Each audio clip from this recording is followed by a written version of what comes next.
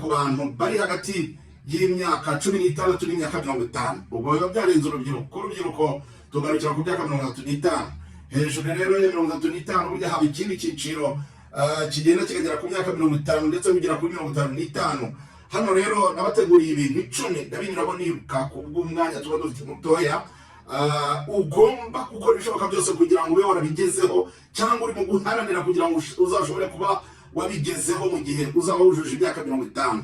Ibi ni ibintu 10. Icya mbere, ugomba kumenya baho nkawe ubwawe.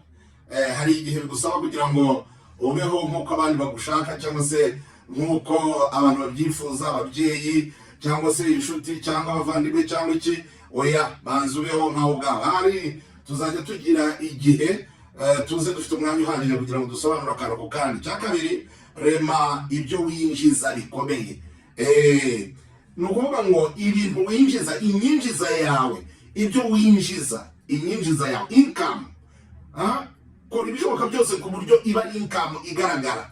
Reka kugendera ku kantu k'amafuti gutyo gusa ngo wumve yuko wabitoye kandi wabigezeho, ahubwo gerageza kureba yuko koko ibyo winjiza ari ibintu ari ibintu bikomeye kandi bifite icyerekezo bizakugezaho. Ingingo ya 3, shyiraho umurongo ugaragara w'imicungire y'umutungo wawe. Icyo mu Cyongereza bise master your finance. Finance cyangwa se umutungo wawe, income ya amafaranga yawe, reka business zawe, uburyo bwawe. Ushobora kuba ari n'umushahara, ariko imicungire y'uwo mushahara wawe, imicungire y'iyo business yawe, imicungire y'amafaranga yawe, gerageza kureba buryo ki ushyiraho umurongo ugaragara wo gucunga amafaranga yawe. Ingingo ya 4, ni ukugerageza kwirinda mbese gukangwa n'icyo utarabona, n'icyo itagaragara. Ikintu kitagaragara gerageza kukirinda. Hari ukuntu abantu usanga barishyizemo ngo ucuruje ngo wahomba. Oya, reka ubanze ucuruza uhombe, numara guhomba reka gukangwa n'ikintu kitagaragara, ahubwo curuza uhombe. Noneho niyo mpamvu Abanyarwanda bakubwira ngo ibuye ryagaragaye ntiriba rikisha isuka. Iyo ucuruje ugahomba, ububonye, iyo ni experience ububonye.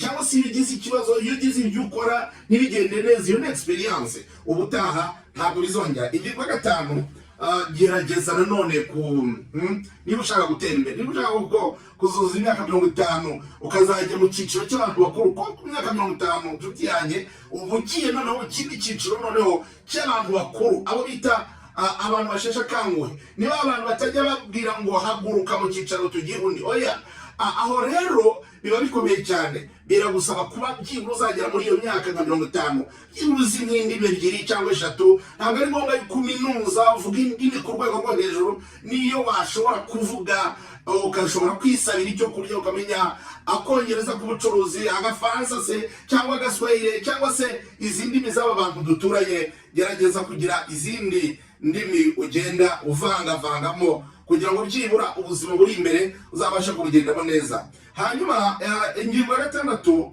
wiga uburyo bwo kwakira no gutanga ibitekerezo. Hari umuntu, ubundi Bibiliya nivuga ngo injiji cyangwa igicucu gisubiza bakiri mu kukibwira. Buryo ugomba kubanza ngo shyiraho uburyo bwo kumva. Hari abantu bafite amatwi ariko batumva.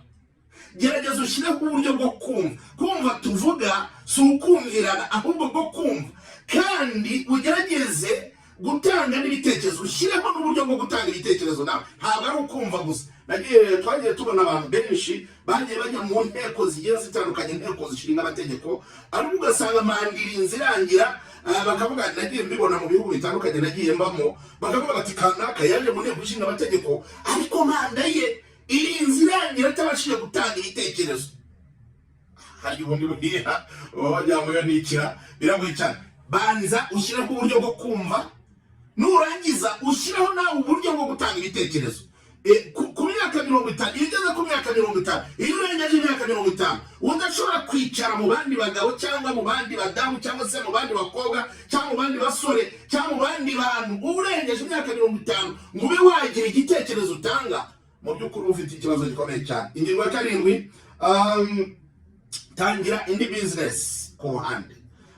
Ibyo wakoraga tuvuge wenda uri epa, urimo urakora hano kuri radiyo, ariko ntutekereze yuko icyo cyonyine ntabwo gihagije. Menya biza kugusaba kugira ngo ugire n'akandi kantu ku ruhande. Burya ibi ngibi duhora tubivuga, abantu b'abahanga benshi cyane bagiye babivuga, abantu bateye imbere benshi bagiye babivuga, bati byibura ntukajye ushyira amagi yawe mu kibo kimwe. Ku ikibo kimwe hari ubwo wagwira uko kuboko kumwe, ariko iyo no mu kundi kuboko hari irindi gi wahashyize, hari rimwe warigwira rikameneka ukaba waramira irindi. Ni ukuvuga ngo rero ukora ibishoboka byose ku buryo source income, cyangwa se aho ukura income yawe cyangwa aho ukura inyinjiza yawe ntihabe hamwe, ahubwo habe hari n'ahandi. Ingingo ya 8, gabanya kandi wishyirireho ingamba zo guhangana na stress. Please nshuti yanjye ndakubwiza ukuri, mu myaka 40 50 ibibazo biba byatangiye, ugiye kwinjira mu myaka y'ibibazo,